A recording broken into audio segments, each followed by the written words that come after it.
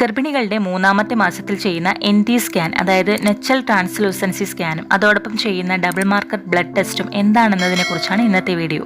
ഈ രണ്ട് ടെസ്റ്റും 95% കുഞ്ഞിന്റെ ജനിതക വൈകല്യങ്ങൾ ഉണ്ടോ എന്നറിയാൻ പറ്റുന്നത് കൊണ്ട് തന്നെ ഗർഭിണികളുടെ അൾട്രാസൗണ്ട് സ്കാനിങ്ങിൽ ഏറ്റവും പ്രധാനപ്പെട്ട സ്കാനിംഗ് ആണ് NT സ്കാൻ എന്ന് പറയുന്നത്. ഈ സ്കാനിങ് എപ്പോഴാണ് ചെയ്യേണ്ടത്? ഇത് ചെയ്തില്ലെങ്കിൽ എന്തെങ്കിലും പ്രശ്നമുണ്ടോ? 3 മാസത്തിന് ശേഷം ഈ സ്കാനിങ് ചെയ്യാൻ പറ്റുന്നതാണോ എന്നൊക്കെയുള്ള ഒരുപാട് ഡൗട്ടുകൾ ഉണ്ടാവും എല്ലാവർക്കും. NT സ്കാനിങ് ചെയ്യുന്നത് 11 to 13 വീക്സ് പ്ലസ് 6 ഡേയ്സിനുള്ളിലാണ്. ഇത് കുഞ്ഞിന്റെ കഴുത്തിനടിയിലുള്ള ദ്രാവകത്തിന്റെ അളവാണ് ഇതിലൂടെ കണക്കാക്കുന്നത്. ഇതിലൂടെ കുഞ്ഞിന്റെ ജനിതക വൈകല്യങ്ങൾ കണ്ടെത്താവുന്നതാണ്. ഈ ദ്രാവകത്തിന്റെ അളവ് 3 mmൽ കുറവായിരിക്കും. എന്നാൽ 3.5 mmൽ കൂടുതലാണെങ്കിൽ ജനിതക വൈകല്യങ്ങൾ പോലുള്ള ഡൗൺ സിൻഡ്രോം, എഡ്വേർഡ് സിൻഡ്രോം തുടങ്ങിയവയ്ക്ക് ചാൻസ് ഉണ്ട്. അതുപോലെ സെർവിക്സിന്റെ ലെങ്ത്, CRL, നാസൽ ബോൺ, കുഞ്ഞിന്റെ ഫീറ്റൽ ഹാർട്ട് റേറ്റ്, ഫീറ്റൽ പോളൊക്കെ കണ്ടെത്താനാകും. NT സ്കാൻ സമയമെടുത്ത് കെയർഫുൾ ആയിട്ട് ചെയ്യേണ്ട സ്കാനിംഗ് ആണ്. അതുകൊണ്ട് തന്നെ കുഞ്ഞ് ഒരുപാട് വളഞ്ഞു പുളഞ്ഞു കിടക്കുകയാണെങ്കിൽ, അതായത് ഒരുപാട് എക്സ്റ്റെൻഡ് ചെയ്ത് കിടക്കുകയാണെങ്കിൽ മെഷർ ചെയ്യാൻ പറ്റില്ല. അപ്പോൾ നമ്മളോട് ഡോക്ടർ കുറച്ചു നേരം നടന്നിട്ട് വരാനോ അല്ലെങ്കിൽ സൈഡിലേക്ക് ചെരിഞ്ഞു കിടക്കാനോ ഒക്കെ പറയാറുണ്ട്.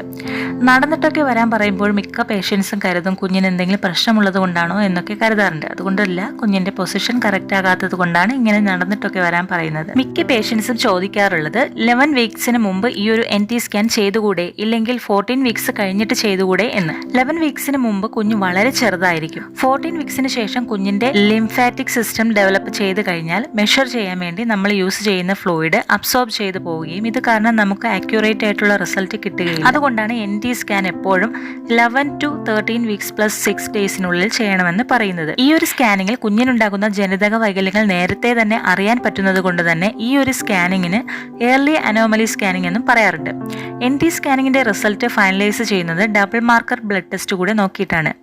ഇനി ഡബിൾ മാർക്കർ ബ്ലഡ് ടെസ്റ്റ് എന്താണെന്ന് നോക്കാം. ഗർഭസ്ഥ ശിശുവിന്റെ ക്രോമസോമിൽ പ്രശ്നങ്ങൾ കണ്ടുപിടിക്കാൻ സഹായിക്കുന്ന ബ്ലഡ് ടെസ്റ്റ് ആണിത്. ഇത് നമ്മൾ ചെയ്യുന്നത് NT സ്കാൻ ചെയ്ത് കഴിഞ്ഞ് 24 മണിക്കൂറിനുള്ളിലാണ്. NT സ്കാനിങ്ങിൽ ഉള്ളതിനേക്കാൾ വ്യക്തമായിട്ട് വൈകല്യങ്ങൾ കണ്ടെത്താൻ ഈ ബ്ലഡ് ടെസ്റ്റിന് സാധിക്കുന്നതാണ്. ഈ ടെസ്റ്റിൽ പ്രധാനമായിട്ട് 2 ടെസ്റ്റാണ് നടത്തുന്നത്. ഫ്രീ ബീറ്റ HCG ഹോർമോണും pregnancy associated plasma protein A hormone test. Free beta HCG hormone glycoprotein hormone ഉൽപ്പാദിപ്പിക്കും. ഇതിന്റെ ഉയർന്ന അളവ് കാരണം ഡൗൺ സിൻഡ്രോം പോലുള്ള വൈകല്യങ്ങൾ ഉണ്ടാവുന്നതിന് കാരണമാകുന്നു.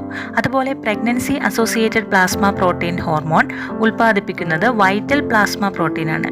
ഇതിന്റെ ലോ ലെവൽ കാരണം ഡൗൺ സിൻഡ്രോം, എഡ്വേർഡ് സിൻഡ്രോം എന്നീ വൈകല്യങ്ങൾ വരുന്നതിന് കാരണമാകും. അതോടൊപ്പം തന്നെ ഈ ടെസ്റ്റിലൂടെ നമുക്ക് കുഞ്ഞിന്റെ രക്തസമ്മർദ്ദം, വളർച്ചക്കുറവ്, വിളർച്ചയുണ്ടാകാനുള്ള സാധ്യതയുണ്ടോ എന്നൊക്കെ അറിയാൻ പറ്റും. അമ്മയ്ക്ക് BP, ഷുഗർ, ബ്ലഡിൽ അണുക്കൾ വരാനുള്ള ചാൻസ് ഒക്കെ ഉണ്ടോ എന്ന് അറിയാനും സാധിക്കുന്നതാണ്.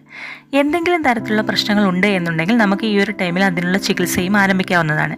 മിക്ക ഹോസ്പിറ്റലുകളിലും ഈ ഒരു NT scanning, double marker blood test ഒക്കെ നിർബന്ധമാക്കിയിട്ടുണ്ട്. ഈ 2 ടെസ്റ്റ് നിർബന്ധമായും ചെയ്യേണ്ടവരാണ് 35 വയസ്സിന് മുകളിലുള്ളവര്, മുൻപ് വൈകല്യങ്ങളുള്ള കുട്ടികൾ ഉണ്ടായിട്ടുള്ളവര്, അതുപോലെ തന്നെ ഭർത്താവിന്റെയോ ഭാര്യയുടെയോ രക്തബന്ധത്തിലുള്ളവർക്ക് വൈകല്യങ്ങൾ ഉണ്ടായിട്ടുണ്ടെങ്കിൽ, ഇടയ്ക്കിടെ അബോർഷൻ സംഭവിച്ചവരാണെങ്കിൽ, വൈകിയാണ് പ്രഗ്നന്റ് ആയതെങ്കിൽ, ഇങ്ങനെയുണ്ടെങ്കിൽ തീർച്ചയായിട്ടും ഈ 2 ടെസ്റ്റും ചെയ്യേണ്ടത് നിർബന്ധമാണ്. മുൻപൊക്കെ കുഞ്ഞിന്റെ വൈകല്യങ്ങൾ കണ്ടെത്തുന്നത് 5ാമത്തെ മാസത്തിലെ സ്കാനിങ്ങിലാണ്.